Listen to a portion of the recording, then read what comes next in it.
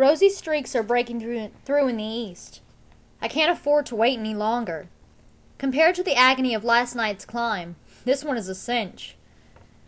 At the tree limb that holds the nest, I position the knife in the groove, and I'm about to trot the teeth across the wood when I see something moving. There, on the nest, the bright gold gleam of a tracker-jacker, lazily making its way across the papery gray surface. No question, it's acting a little subdued, but the wasp is up and moving, and that means the others will be out as soon as well. Sweat breaks out on the palms of my hands, beating up through the ointment, and I do my best to pat them dry on my shirt.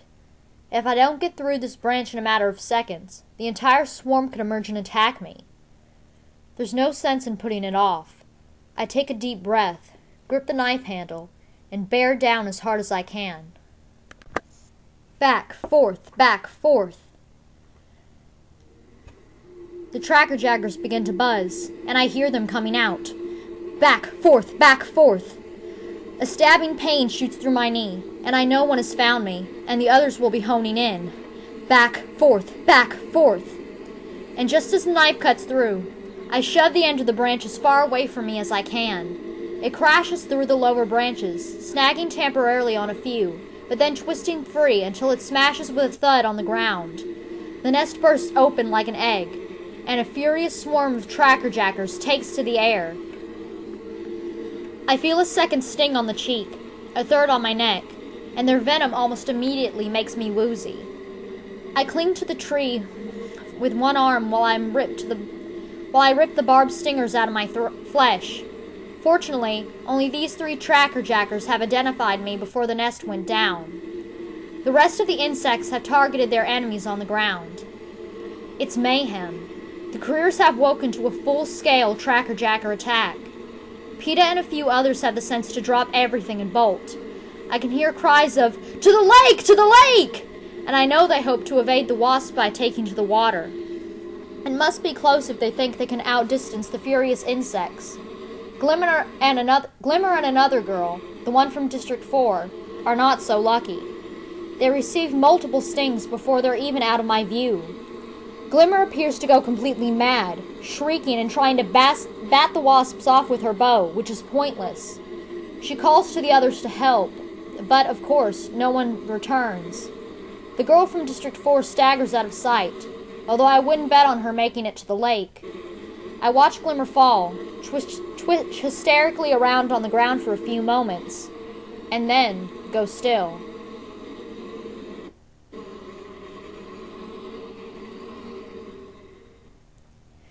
The nest is nothing but an empty shell. The wasps have vanished in pursuit of the others. I don't think they'll return, but I don't want to risk it.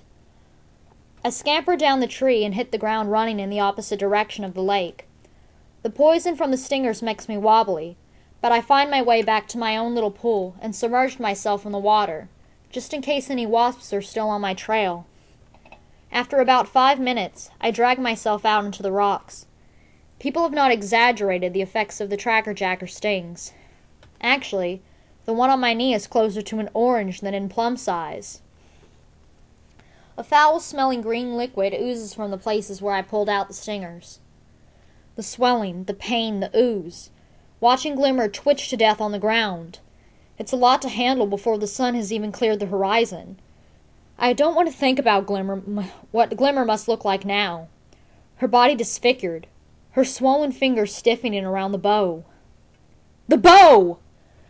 Somewhere in my befuddled mind, one thought connects to another, and I'm on my feet, teetering through the trees back to Glimmer. The bow, the arrows, I must get them! I haven't heard the cannons fire yet, so perhaps Glimmer is in just some sort of coma, her heart still struggling against the wasp venom.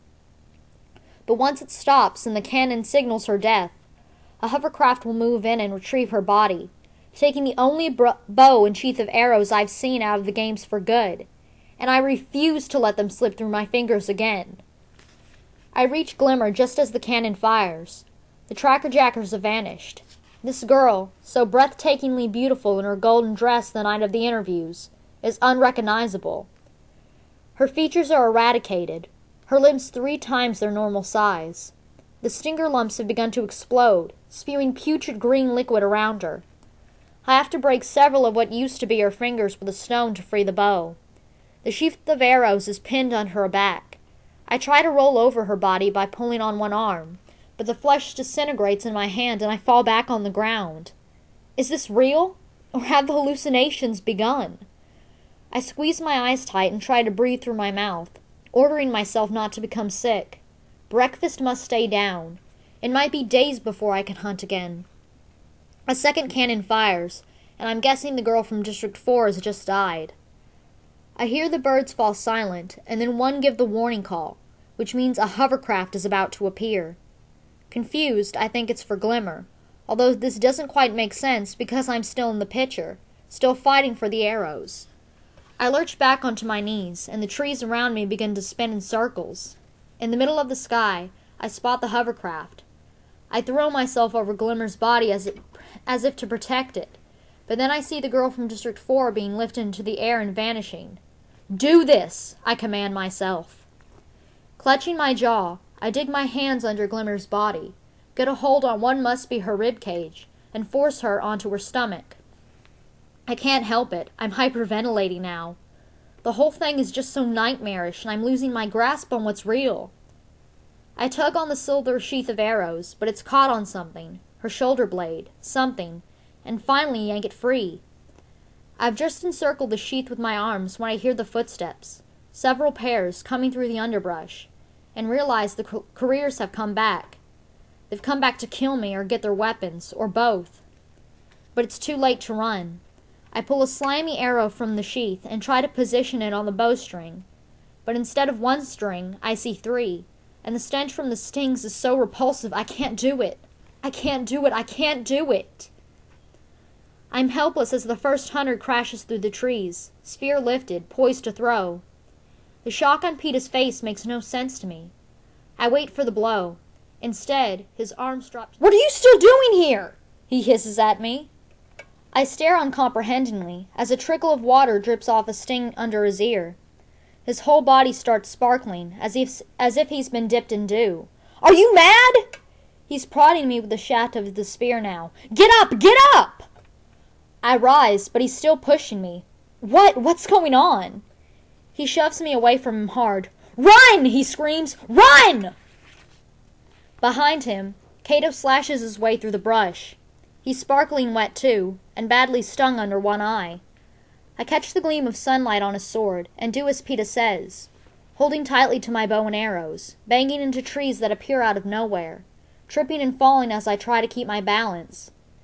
Back past my pool and into unfamiliar woods. The world begins to bend in alarming ways. A butterfly balloons to the size of a house, then shatters into a million stars. Trees transform to blood and splash down over my boots. Ants begin to crawl out of the blisters on my hands, and I can't shake them free. They're climbing up my arms and my neck. Someone's screaming, a long, high-pitched scream that never breaks for breath.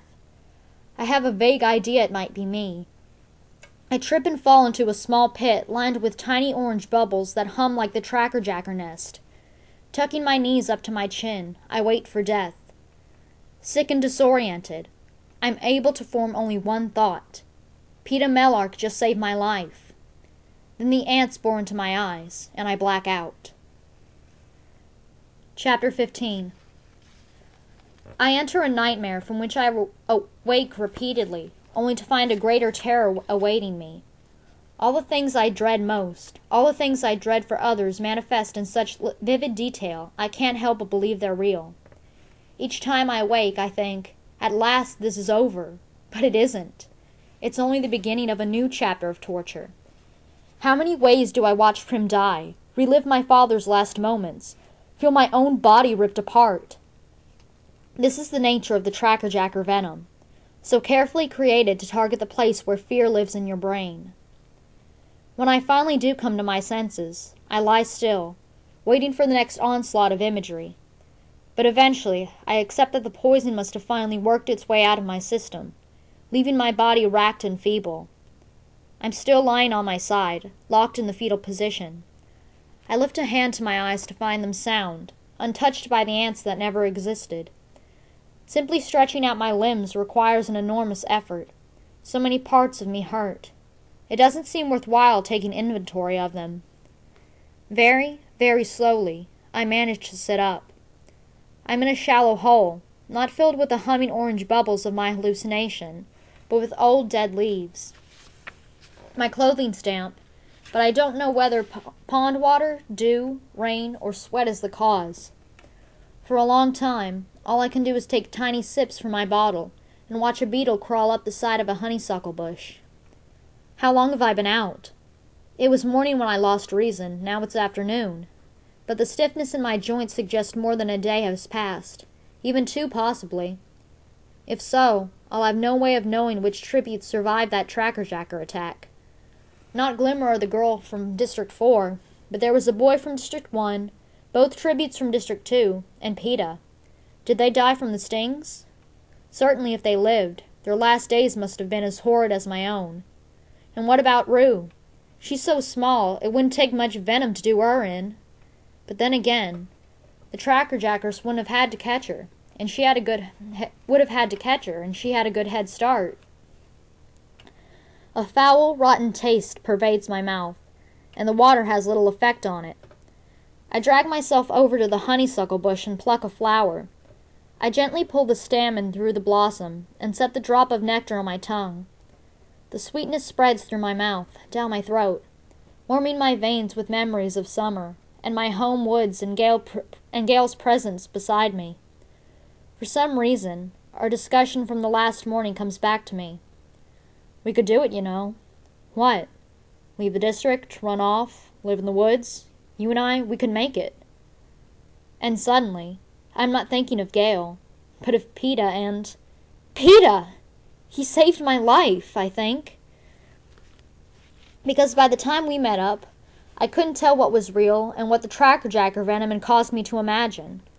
But if he did, and my instincts tell me did, what for?